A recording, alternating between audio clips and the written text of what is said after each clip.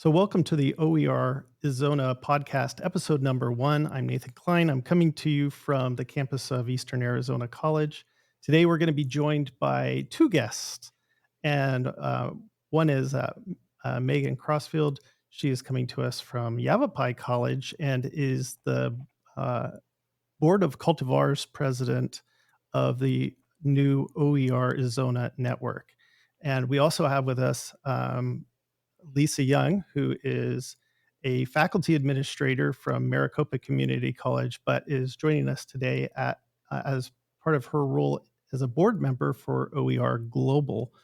And together, we're going to get kind of an idea of where OERizona fits in our local neighborhood here in Arizona, and then maybe how we fit into the larger OER community. So what I'd like to do is first start, Lisa, if you wouldn't mind first, and then Megan, if you wouldn't could just share a bit about your role within your organization, and then Megan, if you would tell us a little bit about the mission of OER Arizona and what it aims to achieve within the state. Sure. Thanks, Nathan. My name is Lisa Young, and I serve as faculty administrator, as you mentioned, of open education and innovation at the Maricopa Community Colleges. I'm faculty on assignment to the district from Scottsdale Community College. And in my role, I lead our efforts of our open education efforts with our OER steering team tri-chairs, Debbie Baker and Stephanie Green, and we look at ways that we can strategically leverage open education at the Maricopa Community Colleges. In addition, I have served as vice president of OEGlobal, Open Education Global, which is a global nonprofit organization that really looks at open education internationally, leveraging all sorts of resources and providing leadership in things like Open Education Week and the Open Education Awards, as well as so many really critically important projects across the globe. Great. Megan? Welcome everyone. My name is Megan Crossfield, and I am the manager of academic initiatives at Yavapai College. And part of my role, I was hired as the project director for the Open Textbooks for Rural Arizona grant. That grant is an open textbook pilot grant funded through the federal government. And through that, we created a consortium of all of the rural community colleges in Arizona, focusing on building out our resources for AJAC, which is our Arizona General Education Block. So looking at resources to help students transfer without having to purchase a textbook, essentially. Through that work, I became connected with Lisa and a few other folks in Arizona, and found out about this amazing network, the OERizona network, and took this opportunity to leverage what we have built out through this grant to really spearhead expanding the OERizona network to truly become a statewide network focusing on OER. So at the time, I am the president of the Board of Cultivators for the OERizona network. And this past summer, we had our first in-person leadership summit looking at all of we had about 25 people from across the state that were able to attend in person from various institutions. And really it was a lot of strategic planning to come up with what is our focus, our mission, our vision, and our core values. And so it was a great day and a half summit where people got together, and we really came down to our mission for the network is to unite Arizona educators and learners to explore, create, and share open educational resources. Really, the intention behind this network is to bring educators and learners across the state together, provide a space for collaboration, creating and sharing out these resources that will hopefully create more accessible learning opportunities for our students in Arizona and beyond. Well, Lisa, Megan, thanks so much for being here. You guys are doing so much for our community, and So I just wanted to thank you in advance for your time today. Let's on the next question I have, we'll start with Megan and then Lisa. So, what is the current state of open educational resources in Arizona? What's the progress we've made, and what are some of the unique challenges and opportunities that we in Arizona have in implementing and expanding OER? Well, thanks, Nathan. That's a really great question. Lisa, please feel free to jump in because you have been doing this work for much longer than I have, especially in Arizona. Fairly new. I am just coming up on my third year position and in this role, and so I'm fairly new to OER. Where we are with regard to having a statewide network, we're in a very unique position in Arizona in that the work that we have done is very grassroots. It has started from faculty, librarians, staff, instructional designers that really are passionate about making OER doable for our students and for our educators, and really helping our students making education more accessible and equitable. So we have created this statewide network just because we are passionate and we want to do this work. There is no state legislation, there's no mandate. It's really because we see this as something that is very important. And so we're in a very unique role in that we are able to build this out the way that people, the boots on the ground, the people that are doing the work are able to utilize this network. Is being mandated from any state legislation. So I think it's really unique that we're able to do that, and I'm excited to see where it's going to go. To see Lisa wants to say about how the history, I guess, behind network and the OER movement in Arizona, since you've been doing this for a very long time. Happy to share that. I have been doing OER work, officially OER work, since 2009, but also the beginning of my OER work starts really around 2004. So we definitely have been engaged in this work. And as Megan, you mentioned, it was really right on that there were like really these pockets of innovation across the institutions of faculty who were dabbling with open education and trying to librarian faculty and librarians that were really thinking about how open education can help their students. And what was really exciting, I remember the meeting at Maricopa, we started doing a OER dialogue day and then an Arizona OER Regional Conference. And we started in these dialogue days, we opened it up to anyone who wanted to attend. And we had faculty from Yavapai College and from the universities coming to our campus to have these conference days together. And we thought, wouldn't it be great if we could all work together? And fast forward, now we have that, and the work that Matthew Bloom has done and then Megan that you have been able to really build on has been really powerful. And we have been able to do a number of different things. The community colleges have been very engaged with open education. Pima, Maricopa, very early on in the movement, and really started some of this work. And then some of the universities and the colleges started really, and the other colleges started really engaging in this work. The work that Yavapai and Megan and you, Nathan, have done with the rural textbook pilot grant is so exciting because it has really branched across the state. Some of the other things that have been pivotal, I think, in Arizona was Arizona colleges were the first to ever do course marking in the schedule. And so that really set something for the nation in regard to that work. And the fact that we've pulled together the three major universities and all 10 community college districts in the state of Arizona, when there is no unifying organization or agency for all of us, is really powerful. And I think that the magic of open is in the networks and the sharing that happens. And we've been able to do that in Arizona without any state legislation, without any organization to really pull us together. It's really the desire to best serve our students. Oh, fabulous! I've talked to a few through some of our interactions, over the last year or so, and there are so many who are doing that grassroots work, and um, they are definitely unsung heroes for sure. So, Megan, moving into specifically the OERizona network, what is the next 1 to 3 years? What's our vision there? And then what is do we have any strategic initiatives or projects that we're working towards?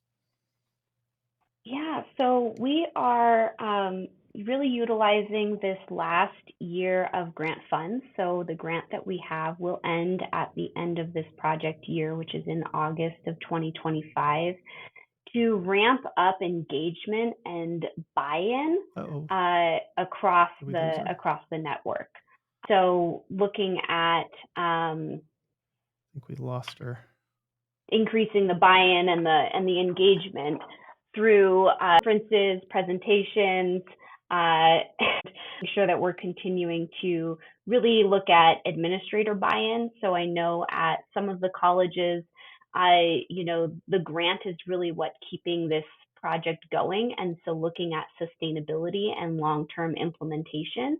So we want to make sure that we're trying to really increase that buy-in and engagement, looking at data collection. So Lisa mentioned that, Arizona, and I believe it was Maricopa that spearheaded that course marking. The Pi College also has course marking, looking at how we can implement course marking across the state, looking at statewide data collection so we can really showcase our impact that we're making, so that it's not going to be necessarily consistent because we all have different definitions. We don't have this overarching governing body that's, saying that we need to define OER no cost or low cost a specific way. So it really will be up to each of our institutions. I see that by getting some nice statewide data will really show the impact that this network will have. And we can get that buy-in and that sustainability, hopefully institutionalization across some of these other institutions that may not have that yet, really is tied to this grant that we do have right now. So looking at really building out that infrastructure, so looking at building out more of a community of practice, being able to give people the avenues and the resources be able to continue doing this work. So looking at cross-institutional collaboration, this has been truly essential when we're looking at the rural colleges. When you're looking at some of these larger institutions, community colleges or universities, are more than one faculty in a department. Usually, it's easier to collaborate within your own district, but the rural colleges were really small, and so sometimes we have one faculty, not even a full-time faculty member, and so looking at how we can collaborate across the different institutions, leveraging the work that's being done at different institutions so we don't have to reinvent the wheel, being able to showcase a lot of the work that we're doing, this collaborative effort. I'm hoping that in 3 years down the road, Nathan, to respond to that question. So looking at our vision of having all Arizona educators and learners recognize and embrace the transformative power of open education. And so that's really saying that not everyone is going to use open educational resources or open pedagogy within their classroom, but recognizing that it is a transformative approach to teaching and understanding that it can be something that can really and truly impact our students' lives. Great, Lisa. So based on what Megan's told us here, how is Arizona fitting into these larger global or the larger community with OER? And how do you see Arizona playing the role in this larger OER community? Nathan, I think that Arizona's ability to come together without any formal organization has really positioned it in a unique way, both in North America as well as globally. When we look at OEGlobal, the OEGlobal organization has right now two regional nodes, one North America called the Community College Consortium for Open Educational Resources, and the other LATAM, which is Latin America.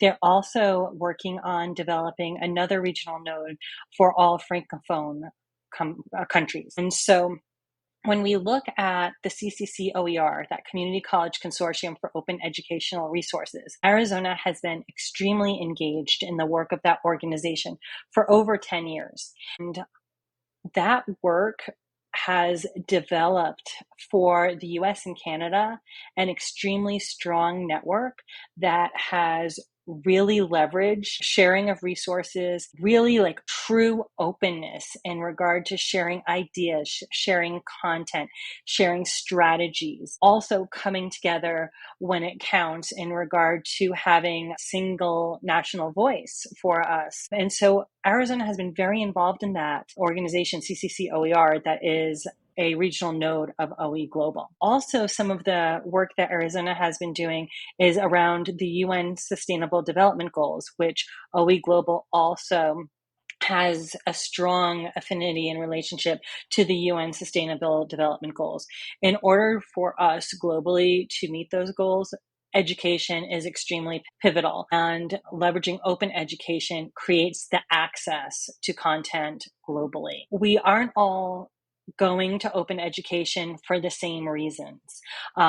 Here in the United States, we are extremely lucky to have open access institutions like the community colleges that we work at have funds available to be able to go to school. In Europe, they don't worry about textbook costs. That's included in the services that are provided to students, but they're concerned with translations and the open pedagogy and open education practices. In other countries, it's being able to have access to the knowledge, being able to being able to make translations, being able to take materials and make them more inclusive for the populations that are leveraging those materials.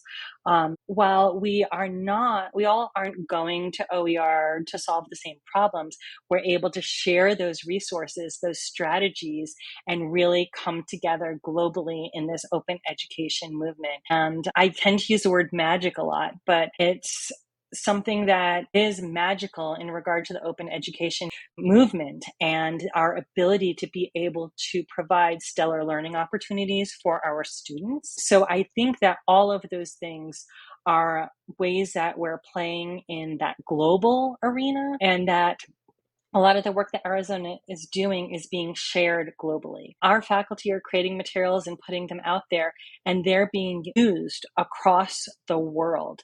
A lot of times our faculty don't even know who's accessing those materials. One of our faculty at the Maricopa Community Colleges, Phoenix College, his name's James Souza, and he teaches the world math. And he, in the first couple weeks of the semester, has years worth of content viewed, and everything's openly licensed, so they can be translated, they can be used in different ways. Of course, they can be remixed and all sorts of things. And he has taught on every continent. His content is being used everywhere. And so the impacts that our faculty are making, we don't even know. And it's really pretty neato mosquito. Thank you. So you've both mentioned several of the challenges that we're facing already. I think you both mentioned that we're throughout the state. We started this network. Well, Lisa and your group started this network um, without any official state funding, without any policies or anything like that, and now we're it's somehow bloomed and it exploded in as far as Arizona's concerned.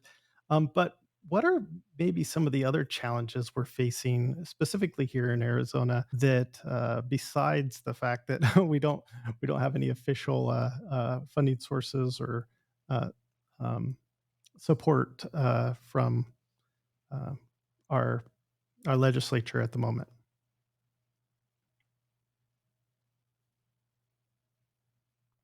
Either? Well, I think getting down to the collaboration piece is another challenge. We're a very large state geographically. So being able to collaborate sometimes be a challenge. We do a lot of virtual meetings and virtual things. It can be challenging. I've talked to a lot of faculty, and building out shared resources, out having that face-to-face interaction is a challenge. And so overcoming that, we've come up with a few different strategies through the grant, where we've had institutional collaboration where everyone gets together for a half day to kind of pilot it out, and then the rest gets done virtually. And I think a lot of it is building out those relationships and building that trust. A lot of this comes out to trust of, making sure that we're really in it for the students and bettering the students' education as a whole. And so building that trust among faculty and among institutions. This is not necessarily a competition across the state of Arizona. We're really in it together. It takes time to get to that piece, and we have a great network so far, and I see that we can really build and enhance that. Kind of to go off of what Lisa was saying, and this is a challenge, but I think it's also an opportunity, is recognizing that not everyone is producing OER for the same reason. The big one that we look at, in the United States, but also in Arizona, is saving students money. That for some people is not a driver. To look at what are other areas, reasons why people might want to do OER. And I know, at least at Yavapai College, we're looking at, yes, we want to save our students money, make education more accessible, but we're also trying to pilot, our faculty are going to be piloting open pedagogical activities, engaging the students in a different way, the traditional lecture. So I think that that is an opportunity across the state to say, well, what is the reason why you would want to participate in using OER or participate in open education in general? May not be to save students money. There are other reasons. So that is a challenge, but I see that as a huge opportunity moving forward. Megan, I totally agree with you. And I think that some of the other challenges is like continued funding and support. As your grant is in its last year, like how will the colleges be able to continue? Will they be able to institutionalize the work that they're doing? And will they be able to continue these efforts? And as some of our other programs like at Maricopa and Pima and at Yavapai become more mature, will that funding continue to be available? That's something that we definitely need to explore. One other thing, I was reading an article in the Chronicle this morning, and it was about students not really being engaged with higher education anymore. And I was also reviewing for a project we're working on some of the AAC&U report that had the. We are seeing that students are engaging more with the textbooks when they're open education, but they're still not engaging with their course materials as much. And I see that as a challenge because as faculty, we're not able to teach what we want to teach in the course in our time with our students because we're reviewing what was in the textbook. So I think that there's this challenge of how do we help students engage with those course materials again? How do we get them to read the textbooks? That we're, laboriously pulling together for them, these open course materials? How do we get them to engage so that learning happens, and so that when we do have our students with us, whether it's online, hybrid, live online, or in person, we can really engage them in that learning process so that they have that foundational knowledge that we need. Yeah, so one of the things I love about OER is the ability to customize it and get away from the textbook centric mentality or the lecture mentality. You can make it more interactive, and for me, it allows me to be more engaged in the course. And I think a more engaged professor makes a more engaged class. Um, Altogether. So I totally agree with both of you on that. Both OER totally makes that more possible.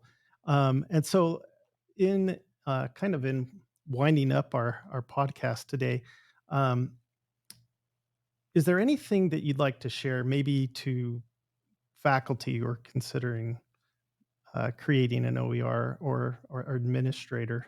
Is there anything you'd like to share about the work you're doing or the future of OER? Um, where they can find more stuff about what you're doing, um, And if there's anything else you want to share, please go ahead. Lisa, let's start with you. Thank you, Nathan. My advice to a new faculty member who wanted to dive into this would really be do something small with open education, change a lesson, use OER enabled pedagogy to create an assignment, see what it does. You get to see that, light bulb going off with your students and see how they engage with the materials, and then you're hooked. But start small. I would definitely share that. I think also in terms of the future of OER in Arizona, there's so much great work being done. The work of the rural colleges is extraordinary. Maricopa just got awarded an open textbook pilot grant to develop a rubric of rubrics for open education so that we can have standards, a rubric, and a platform to review those. And I think that that will help somewhat with that trust factor. Trust is very personal, of course, but also it can help the faculty review and understand what's been reviewed and what standards those materials meet. And I think that OERizona is going to do really great things. And I'm excited to see where Megan in her leadership is able to take this with the Board of Cultivators. Oh, thanks, Lisa. And, I just want to add that I love this work. I came from, I didn't really have a background in OER. When I was brought on to this project, I started learning immediately about it. What I love about community is how open it is. One is open to sharing. Please, if you are interested in learning more about OER or OERizona, just don't hesitate to ask anyone that has some sort of experience with it, because they will share with you. That was my experience. I have quickly become very passionate about this work. I was that student that did not buy a textbook. For a lot of different reasons, but most of it I just didn't find a value out of it. So really, I think that now students can find more of a value in sources that are being available, because one, they're not having to pay for it, so there's not a loss there. And also, faculty are doing such amazing things in engaging their students in a different way. So I just think this is such a great way to re-engage our students and rethink how we can engage our students that choose to not buy a textbook, which is a lot of students. I think, I don't even know what the statistic is, but it's over half. I'm pretty sure it's over half. So keeping that in mind, that students probably aren't going to buy a textbook if it's required. Able to engage students in a very different way, and if you need help, the open community will help. Everyone is super wants this to be successful, wants this to move forward, and will be there to support if you do need help. And to Lisa's point, start small. It is a lot of work to do this. So I just think that we have a lot of potential here in Arizona, and not only in Arizona, but to impact the world, because that is the beauty of OER, is that if a faculty member builds out something, creates a resource just for their class, it can and very likely could be used across the world. Our hub is accessed from over the world, different countries. We can see who's accessing our hub, our shared repository. And so the resources are being used and viewed by more than just people in Arizona. Well, thank you very much, Lisa Young, Megan Crossfield. Thank you so much for visiting with us today. If you'd like to learn more about the OERizona network, you can go online to OERizona.org. And when you get there, click the big red button in the middle of the screen, and you'll get onto our email server, and we'll be happy to send messages your way.